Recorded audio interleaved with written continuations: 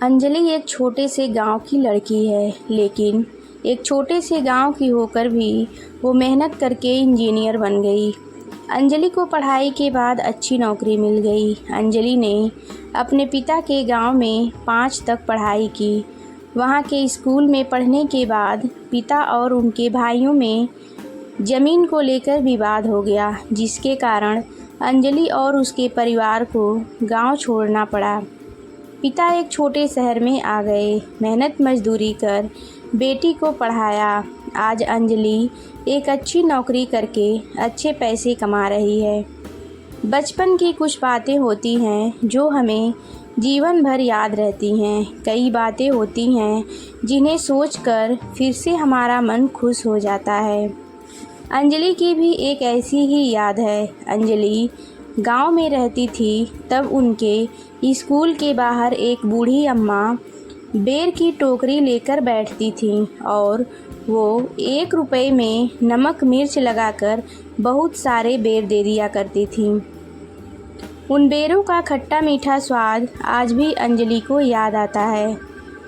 कई बार उसने कई जगह से वैसे ही बेर खाए, लेकिन उसे वो बात नहीं लगी जो वो बूढ़ी अम्मा के हाथों में थी। अंजलि के पिता के भाई का देहांत हो गया तो उसके पिता के साथ अंजलि भी एक बार फिर उसी गांव में आई। कुछ दिन वो वहीं रही, फिर वो आते समय अपने स्कूल वापस गई। उसे लगा कि वो एक बार अपने बचपन का स्कूल देखकर आ जाएगी।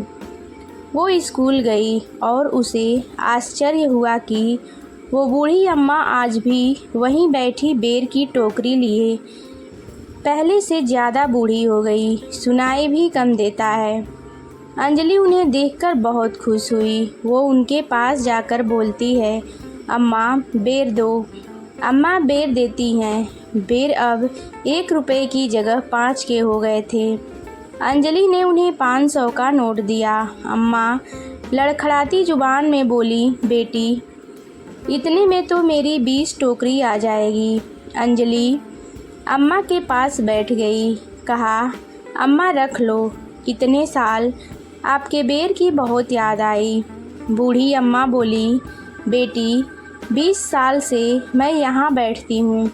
कभी कोई तुम्हारे तरह आ जाता है तो अच्छा लगता है, वरना मुझे तो कब के मेरे बच्चे भी भूल गए हैं।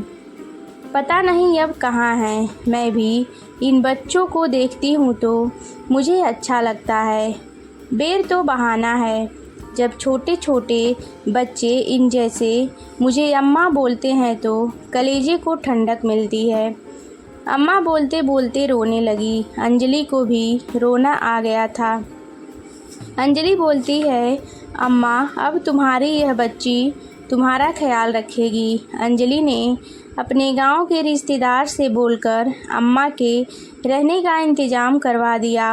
अंजलि की मदद से अम्मा को अब खाने और रहने की कोई परेशानी नहीं, लेकिन बूढ़ी अम्मा अभी भी टोकरी लेकर स्कूल के बाहर जाती हैं बच्चों को देखने, उनके जीवन में खट्टी मीठी यादें बनाने।